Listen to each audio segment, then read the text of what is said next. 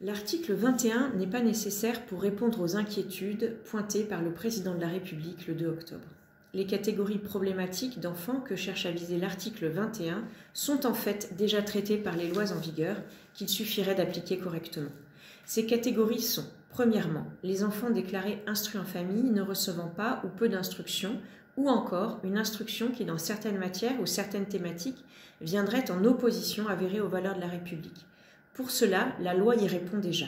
C'est tout l'objet des contrôles de mairie et ceux de l'éducation nationale. Pour mémoire, les contrôles peuvent être annoncés ou inopinés. Celui de la mairie peut être immédiat. En cas de défaillance au premier contrôle, un second contrôle est diligenté. Et en cas de second contrôle de l'inspection académique insatisfaisant, une injonction de scolarisation sous 15 jours est prononcée. Les sanctions sont d'ailleurs définies dans la loi. Article L131-11. Deuxièmement, deuxième catégorie d'enfants, les enfants déclarés instruits en famille mais qui seraient regroupés en école de fait. En inscrivant dans la loi les contrôles inopinés, l'État s'est déjà doté de l'outil permettant de révéler les cas d'écoles clandestines. Depuis 2007, il est de toute façon interdit d'instruire ensemble des enfants de différentes familles déclarés en instruction en famille. Rappelons également que la loi Gatel a ajouté des sanctions pénales pour les directeurs de ces établissements de fait et la loi pour une école de la confiance de Jean-Michel Blanquer a rajouté des sanctions pénales lourdes pour les parents de ces enfants. Les textes actuels suffisent donc dès lors qu'ils sont mis en application.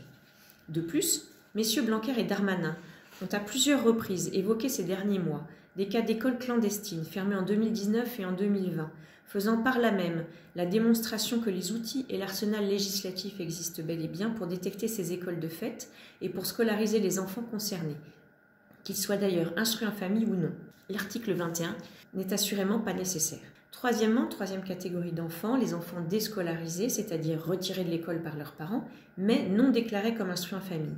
Cette catégorie d'enfants ne peut pas relever de l'instruction en famille puisqu'ils ne sont pas déclarés comme tels et donc non contrôlés comme tels.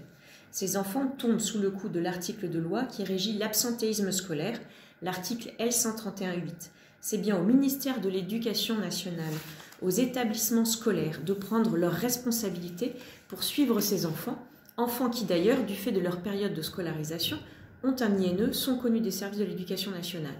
L'article 21, encore une fois, ne fera rien pour ces enfants, mais il supprimera une liberté pour tous les autres. Interdire l'instruction en famille aux enfants qui se déclaraient comme tels jusqu'à présent n'empêchera pas cette catégorie d'enfants de poursuivre dans la voie que leurs parents ont choisie pour eux. Quatrièmement, la dernière catégorie d'enfants, ce sont les enfants que M. Darmanin se plaît à surnommer les enfants fantômes, dont on fait grand cas, mais pour lesquels on ne nous a jamais donné aucun chiffre. Des enfants qui n'ont jamais été scolarisés, ni jamais déclarés comme instruits en famille, et qui donc, aux yeux de l'éducation nationale, n'ont aucune existence. Cette catégorie sort totalement du cadre de l'instruction en famille, elle ne nous concerne pas. Avec l'article 21, les enfants fantômes le resteront. Qui pourrait faire aujourd'hui raisonnablement la démonstration qu'en nous imposant de scolariser nos enfants jusqu'alors instruits de manière satisfaisante en famille, ces enfants ne seraient plus fantômes? L'instruction en famille n'a rien à voir avec ces enfants. Le régime déclaratif ou d'autorisation d'instruction en famille ne changera rien à la situation de ces enfants-là. Il s'agit en effet d'appliquer la loi existante.